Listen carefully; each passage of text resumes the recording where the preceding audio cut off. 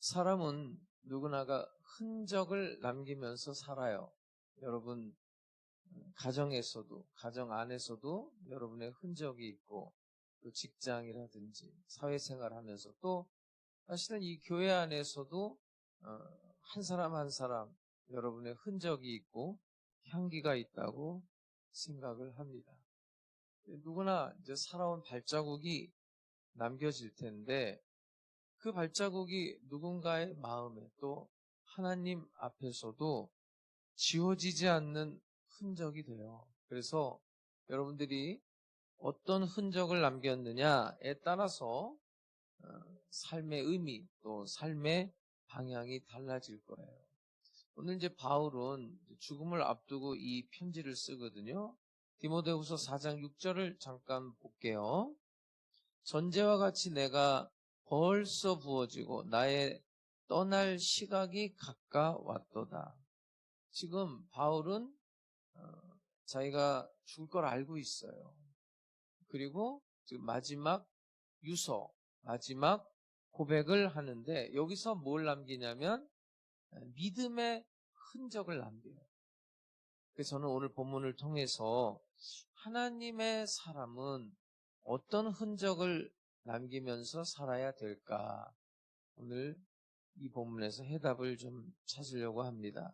자, 모두 7절을 한번 읽어보겠습니다. 7절 시작. 나는 선한 싸움을 싸우고 나의 달려갈 길을 마치고 믿음을 지켰으니. 자, 나의 떠날 시각이 가까웠다. 난 이제 죽는다는 거예요. 그런데 죽음을 앞두고 자신의 인생을 어떻게 요약했냐면 나는 선한 싸움을 싸웠다. 자, 나는 싸웠어요. 그리고 달려갈 길을 마쳤다. 나는 달렸다. 그리고 믿음을 지켰다. 싸웠어요. 달려갔어요. 그리고 이제 인생의 마지막에 자기의 믿음의 흔적을 고백하고 있어요. 자, 먼저는 사도 바울은 싸움의 흔적이 있는 사람이에요. 나는 어떤 싸움을 싸워요? 선한 싸움을 싸웠다. 이 싸움이라는 거는 전쟁을 말해요. 전쟁. 여러분, 전쟁은 장난으로 하는 겁니까? 아니면 사느냐 죽느냐입니까? 자, 사느냐 죽느냐로 죄와 싸웠어요. 죄와. 오호라 나는 곤고한 사람이로다. 이 사망의 몸에서 누가 나를 건져내랴. 이 사람은 죄와 피 흘리기 같이 싸웠어요. 피 흘리기까지. 끊임없이 다가오는 유혹과의 전쟁을 치렀어요. 세상 가치관과 싸웠어요. 나 자신과 싸웠어요. 에베소서 6장에 가보면 하늘의 악한 영들과 공중 권세 잡은 자 악한 영들과 싸웠단 말이에요. 그런데 끝까지 싸워서 마지막에 뭘 남겼다고요? 믿음으로 버틴 거예요. 믿음. 기도로 무기 삼고 말씀으로 무기 삼고 그 어느 누구보다도 방언으로 기도하고 고린도 교회에 보낸 편지를 보면 자기보다 방언 기도 많이 하는 사람 없다는 거 아니에요. 무시로 성령 안에서 기도하면서 눈물로 싸우고 버티고 견뎌냈다는 겁니다. 사실 여러분 우리도 마찬가지인데 매일 내 안에서 일어나고 있는 정욕과 매일매일 싸워야 돼요. 미움과 싸워야 돼요. 시기와 질투와 탐욕과 교만과 음란과 거짓과 매일매일 싸워서 승리하시기를 주의 이름으로 축복합니다. 말씀 앞에서 말씀을 거울로 삼아서 자기를 쳐서 복종을 시켜요. 여러분 격렬하게 싸우시기를 바랍니다. 포기하지 마시기를 바랍니다. 그렇게 주님 앞에 나아가야 되는 거예요. 그런 싸움의 흔적이 있어야 되는 거예요. 순간순간 하나님을 의지하면서 상처를 극복하고 분노를 극복하고 열등감을 극복하고 외로움과 낙심을 극복하면서 싸워낸 흔적이 있어야 돼요. 누군가를 미워하지 않기 위해서, 누군가를 사랑하기 위해서, 불안과 공포심에 휘둘리지 않기 위해서 싸워요. 기도의 응답이 없을 때도, 삶이 무너지는 그런 현실 속에서도 하나님은 여전히 선하시다 고백하면서, 하나님은 좋으신 하나님이다 고백하면서 믿음을 또 지키고 또 지키는 그런 흔적들이 있기를 주님의 이름으로 축복합니다. 나를 아프게 하는 사람들, 그 사람들을 품고자 쓰면서 하나님 앞에 기도한 흔적, 나에게 말로 상처 준 사람, 그 사람을 또 품고자 하나님 앞에 기도한 그런 흔적. 억울하죠? 분하죠? 그러나 그런 감정을 내려놓고 주님이 나를 용서하셨사오니 나도 주님처럼 용서하겠습니다. 눈물 흘리며 용서한 흔적. 여러분, 그런 거룩한 흔적, 그런 기록이 남아 있어야 되는 거예요. 오늘 본문 7절에 나의 달려갈 길을 마쳤다. 달려갈 길이라는 건 하나님이 나에게 주신 사명을 말하는 거예요. 특별히 바울에게는 복음 전파의 사명을 주셨고 교회를 세우고 성도를 양육하고 사도로서의 사명을 주셨는데, 그 달려갈 길을 마쳤다는 것은 완주했다는 거예요.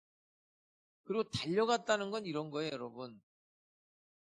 100m 달리기 하는 선수들 요이 땅 해서 가잖아요. 그때 어디만 보고 가요? 앞에만 보고 가잖아요. 뭐 마라톤 정도 되면은 좀 옆에 볼 수 있지만 오직 표대를 향해서 뒤에 것은 잊어버리고 그 목표를 향해서 달려갔다는 거예요. 중단하지 않고 포기하지 않고 흔들리지 않고 완주했다. 이렇게 고백하고 있는 거예요. 난 여러분, 우리 각자에게 하나님이 주신 사명이 있는 줄로 믿습니다. 끝까지 감당하시기를 주님의 이름으로 축복합니다. 하늘의 기록이 남는 거예요. 지치고 힘든 날도 있죠. 몸이 쑤시고 무릎팍이 쑤시고 아픈 날도 있죠. 그러나 그럼에도 불구하고 성도를 섬기고 교회를 지킨 그런 흔적들이 있어야 돼요. 누구나가 나를 칭찬하는 게 아니에요. 또 자녀들이 방황할 때도 있습니다. 그래도 포기하지 않고 자녀들에게 믿음의 유산을 남겨주기 위해서 진실하게 기도한 흔적들이 있어요. 비가 오고 눈이 오고 몸이 아프고 어떤 날은 그냥 내 마음이 그냥 무너지는 날도 있겠죠. 그래도 주의를 지키고, 그래도 예배를 드리고, 그래도 하나님의 말씀에 내 운명을 걸고 살아냈던 그런 흔적. 말하고 싶어도 말 안 하고 침묵하고 기도의 자리로 나아갔던 흔적들, 그게 여러분 하늘책에 다 기록된단 말이에요. 바울은 선한 싸움을 싸우고 달려갈 길을 마치고 믿음을 지켰다는 거예요. 정말 바울의 생애는 수많은 유혹과 수많은 싸움과 수많은 실패가 있었어요. 한번 조금 길지만 같이 천천히 한번 읽어볼게요. 고린도후서 11장 23절에서 28절 시작. 그들이 그리스도의 일꾼이냐 정신없는 말을 하거니와 나는 더욱 그러하도다. 내가 수고를 넘치도록 하고 옥에 갇히기도 더 많이 하고 매도 수없이 맞고 여러 번 죽을 뻔하였으니 유대인들에게 40에서 하나 가만매를 5번 맞았으며 3번 태장으로 맞고 1번 돌로 맞고 3번 파선하고 일취하를 깊은 바다에서 지냈으며 여러 번 여행하면서 강의 위험과 강도의 위험과 동족의 위험과 이방인의 위험과 시내의 위험과 광야의 위험과 바다의 위험과 거짓 형제 중의 위험을 당하고 또 수고하며 애쓰고 여러 번 자지 못하고 줄이며 목마르고 여러 번 굶고 춥고 헐벗었노라. 이 외의 일은 고사하고 아직도 날마다 내 속에 눌리는 일이 있으니 곧 모든 교회를 위하여 염려하는 것이라. 여러분, 이게 지금 자기 자랑하는 게 아니에요. 바울은 평생을 주님께 드렸다는 거예요.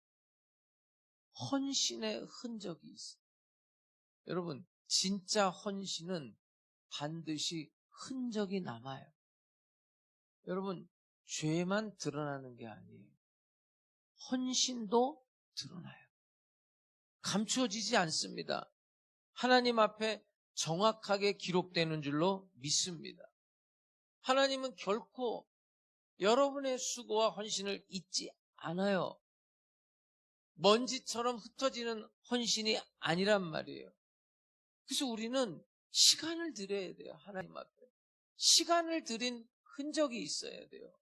기도의 시간, 말씀의 시간, 봉사의 시간, 성가대로,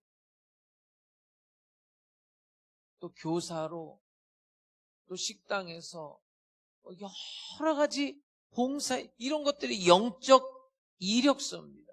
하나님 앞에 드린 시간들, 그런 헌신의 흔적이 있어야 돼요. 또 있습니다, 여러분. 몸의 흔적이 있어야 돼요. 무슨 흔적이요? 몸.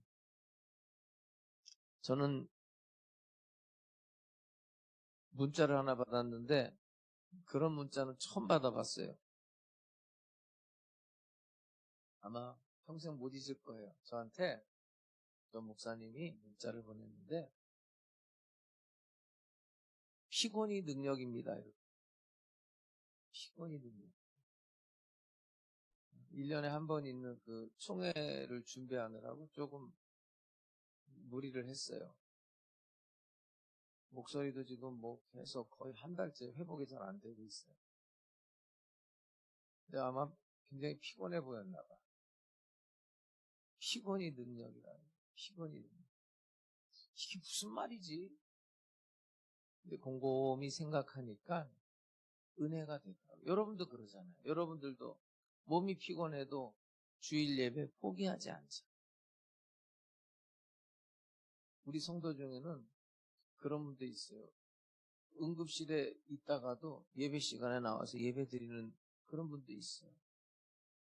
몸이 피곤해도 성도가 장례가 나면 장례식장에 가서 위로하는.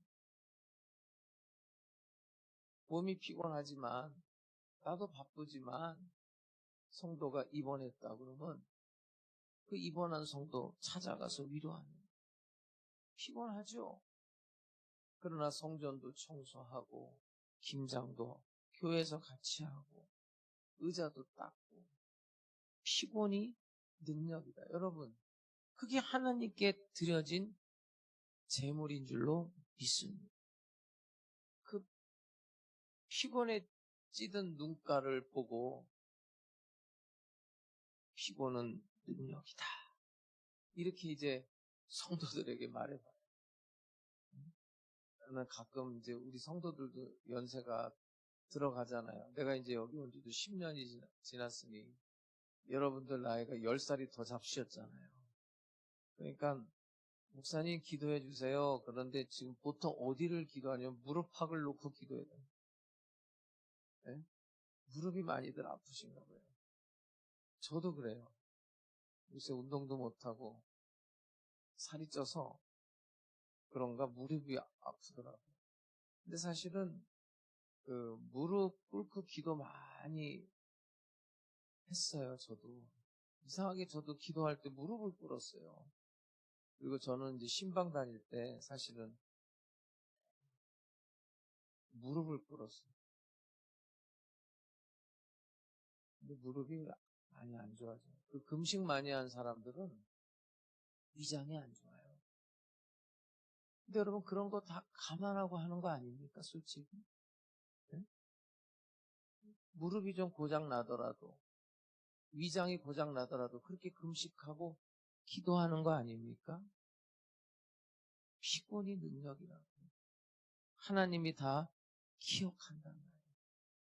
그리고 여러분 가장 중요한 건 가정이에요. 여러분 가정이 무너지면 신앙이 되질 않아요. 가정에 헌신하는 흔적이 있어야 돼요. 자녀를 위해 매일매일 기도한 그런 시간의 흔적이 있어야 돼요. 남편을 위해서, 아내를 위해서, 부모를 위해서, 자녀를 위해 기도한 흔적. 여러분 그 가정을 세우기 위해서 인내하고 참고 양보하고 희생한 그런 흔적들, 자녀들에게 내가 믿음의 유산을 남기기 위해서 사랑해줬던 그런 흔적들, 여러분 이 모든 것들 하나님이 절대 잊지 않으십니다. 성경 한번 볼까요? 그렇게 딱 써져 있어요. 히브리서 6장 10절 시작. 하나님은 불의하지 아니하사 너희 행위와 그의 이름을 위하여 나타낸 사랑으로 이미 성도를 섬긴 것과 이제도 섬기고 있는 것을 잊어버리지 아니하시느니라. 혹시 우리는 해놓고도 잊어버릴 때도 있어요, 사실은. 하나님은 잊지 않아요. 사람은 보지 못하도 하나님은 보고 계십니다. 사람의 눈에는 낭비처럼 보일지 모르지만 하나님의 눈에는 아름다운 헌신으로 보인다고요. 아름다운 이야기를 하나 좀 읽어볼게요. 조금 길지만 같이 한번 읽어볼게요. 마가복음 14장 3절부터 9절 시작. 예수께서 베다니 나병한 자 시몬의 집에서 식사하실 때에 한 여자가 매우 값진 향유 곧 순전한 나드 한 옥합을 가지고 와서 그 옥합을 깨뜨려 예수의 머리에 부으니 어떤 사람들이 화를 내어 서로 말하되 어찌하여 이 향유를 허비하는가. 이 향유를 300데나리온 이상에 팔아 가난한 자들에게 줄 수 있었겠도다 하며 그 여자를 책망하는지라. 예수께서 이르시되 가만두라. 너희가 어찌하여 그를 괴롭게 하느냐. 그가 내게 좋은 일을 하였느니라. 가난한 자들은 항상 너희와 함께 있으니 아무 때라도 원하는 대로 도울 수 있거니와 나는 너희와 항상 함께 있지 아니하리라. 그는 힘을 다하여 내 몸에 향유를 부어 내 장례를 미리 준비하였느니라. 내가 진실로 너희에게 이르노니 온 천하에 어디서든지 복음이 전파되는 곳에는 이 여자가 행한 일도 말하여 그를 기억하리라 하시니라. 여러분 사람들의 눈에는 낭비로 보일지 모르지만 예수님의 눈에는 아름다운 헌신으로 기억됩니다. 그리고 복음이 전파되는 그 곳에는 그 여인의 헌신도 전해질 것이다. 나에게도 하나님께 드린 헌신의 흔적이 있습니까? 끝까지 교회를 지켰습니까? 눈물로 중보기도 해보았습니까? 아무도 몰래 성전 청소해보았습니까? 조용히 은밀하게 온전한 11조, 선교헌금, 구제헌금 해봤습니까? 상처받으면서도 끝까지 사랑한 경험이 있습니까? 자녀의 신앙을 위해서 무릎으로 기도한 흔적이 있습니까? 이런 것들이 사실은 하나님 앞에 남는 기억되는 흔적들입니다. 여러분, 금보다 보석보다 더 귀한 흔적들입니다. 목사님, 나는 그런 게 없는 것 같아요. 괜찮아요. 다시 시작합니다. 사도 바울이 이렇게 말합니다. 나는 내 몸에 예수의 흔적이 있다고 그랬어요. 갈라디아서 6장 17절 이후로는 누구든지 나를 괴롭게 하지 말라. 내가 내 몸에 예수의 뭘 가지고 있다고요? 흔적, 스티그마. 이거는 뭐냐면 노예들 있죠. 옛날에 노예들, 또 군인들, 또 동물들에게도 이 금속에다가 불을 뜨겁게 해서 낙인을 찍는다고 그러죠. 자기는 예수의 낙인이 있다는 거면 나는 예수의 종이다. 내 주인은 예수님이다. 나는 예수를 위해 산 사람이다. 내 몸은 복음을 위해서 예수를 위하여서 상처가 있다. 흔적이 있다. 눈물의 흔적, 고난의 흔적이 있다는 거예요. 여러분 실질적으로 바울의 몸에는 상처가 있어요. 진짜로. 왜요? 돌에 맞았잖아요. 매를 맞았잖아요. 감옥 생활하고 추위에 떨고. 여러분 바울은요 맨날 배가 고팠어요. 그렇게 굶주리고 고난의 흔적, 사명의 흔적, 복음의 흔적이 바울의 몸에 있었다는. 여러분 우리의 몸, 우리의 삶, 우리의 인생에도 예수를 따르는 흔적이 반드시 있어야 됩니다. 비난받아도 끝까지 교회를 섬기는 인내의 흔적, 자녀의 이름을 불러가면서 기도했던 무릎의 흔적, 세상 유혹을 이겨낸 순결의 흔적, 말씀대로 살기 위해서 하나님의 말씀을 선택하고 또 선택하고 또 선택한 그 선택의 흔적, 아픈 몸을 이끌고도 예배를 드려야 된다는 그 예배의 흔적, 주님께 드린 헌금, 그런 정성스러운 흔적, 그런 게 있어요. 근데 오늘 말씀이 어떻게 결론이 나는 줄 아세요? 디모데후서 4장 8절 이렇게 결론이 나요. 한번 함께 읽어보겠습니다. 시작. 이제 후로는 나를 위하여 의의 면류관이 예비되었으므로 주 곧 의로우신 재판장이 그날에 내게 주실 것이며 내게만 아니라 주의 나타나심을 사모하는 모든 자에게로니라. 여러분 믿음의 흔적이 있는 사람들, 예수의 흔적이 있는 사람들이 뭘로 연결되냐면 영원한 면류관을 받는 것으로 연결이 돼요. 하나님이 찾으시는 사람은 믿음의 흔적, 예수의 흔적을 가지고 있는 사람들을 찾고 계시는 거예요. 다시 말씀드립니다. 있어요? 없어요? 있어요? 지금도 늦지 않았어요. 어떤 목사님이 이런 간증을 해요. 자기가 목사가 될 수 있었던 가장 큰 이유는 자기 어머니의 무릎이었다는 거예요. 이 사람은 청년 시절에 방황을 했대요. 교회를 떠났고 신앙을 저버렸대요. 세상 쾌락에 빠져서 살았는데 자기 엄마가 매일 밤 같은 자리에서 그 방석, 그 기도 방석, 무릎을 꿇고 기도를 했는데 얼마나 기도를 오래 했는지 많이 했는지 무릎 자국이 그 방석에 날 정도로, 그리고 그 천이 해질 정도로 그렇게 밤마다 매일 하루도 빠지지 않고 어머니가 기도했다는 거예요. 이 아들은 돌아왔고 이제 목사가 됐는데 자기는 자기 엄마의 그 기도의 흔적, 그 기도 방석을 자기 사무실의 책상 옆에 놓고 목회를 한다는 거예요. 어머니가 남긴 예수의 흔적. 이제 재밌는 얘기도 제가 책에서 읽었어요. 그 중세시대에 교부들이 이 바울의 말, 내 몸에 예수의 흔적을 가졌다. 요즘으로 말하면 이제 문신 같은 거잖아요. 그러니까 우리도 몸에다 그렇게 흔적을 내자 하고 그렇게 도장을 찍고 다닌 그런 사람들도 있었대요. 근데 여러분, 내 몸에 예수의 흔적을 가졌다는 건 그런 뜻이 아니에요. 너희 몸으로 하나님께 영광을 돌리라는 그 몸은 우리의 삶을 말하는 삶, 생활. 그러니까 내 몸에 예수의 흔적이라는 건 내 삶, 내 생활 가운데 예수의 흔적이 있다는 거예요.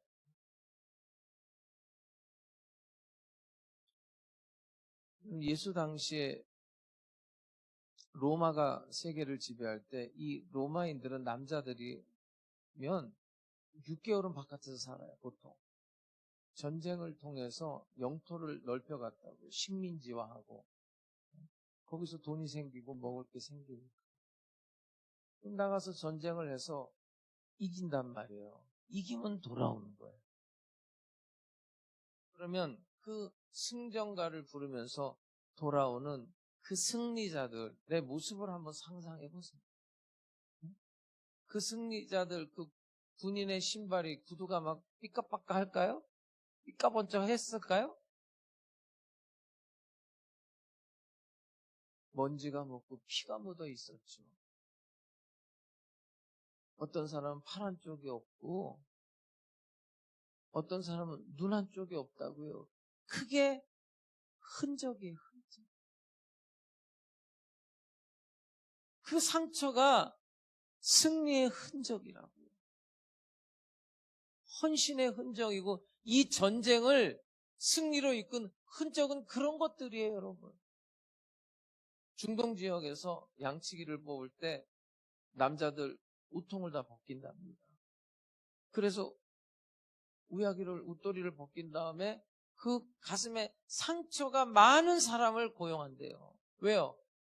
양떼를 지키기 위해서 그 들짐승들과 싸운 그 흔적이 있는 사람을 고용했다는 거예요.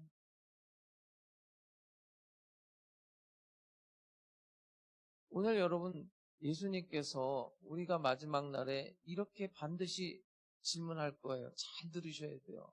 여러분에게 주님이 물을 거예요. 첫 번째, 그대는 나를 위해서 흘린 눈물이 있느냐? 눈물의 흔적이 있는가? 나를 위해서. 그대는 내가 부탁한 이웃을 섬기다가 겪은 상처가 있는가? 반드시 물을 거예요. 여러분, 이 흔적이라는 게 무슨 거창한 게 아니에요.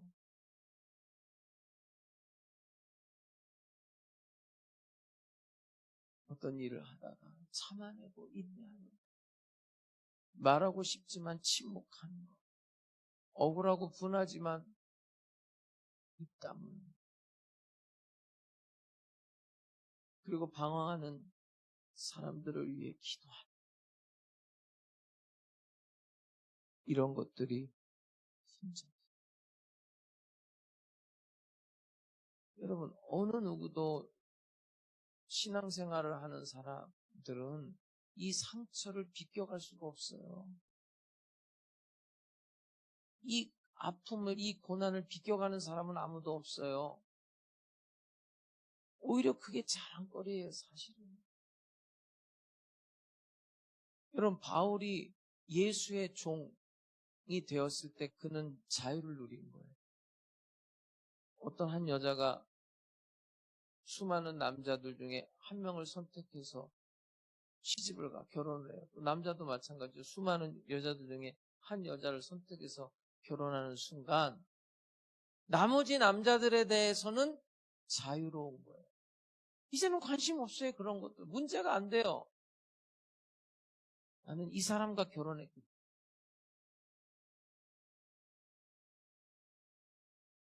내가 예수의 종이 되었기 때문에 그 수많은 고난들이 문제가 안 되는 거예요. 자유로운 거예요.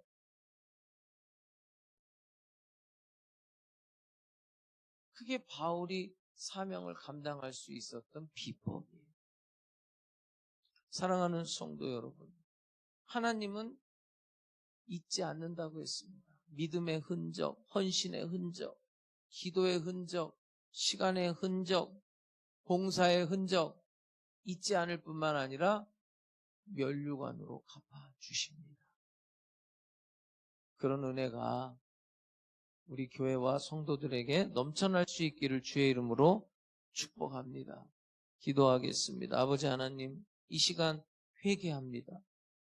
우리 마음에 다시 믿음의 불꽃을 붙여 주시옵소서. 우리의 모든 발걸음이 하늘의 기록이 되게 해주시고 주님께 가는 그 발걸음이 지치지 않게 하시고 마지막까지 완주할 수 있도록 성령님 강력하게 도와주시옵소서. 우리의 인생에 예수님의 흔적이 새겨지게 해 주옵소서. 상처도 좋습니다. 눈물도 괜찮습니다.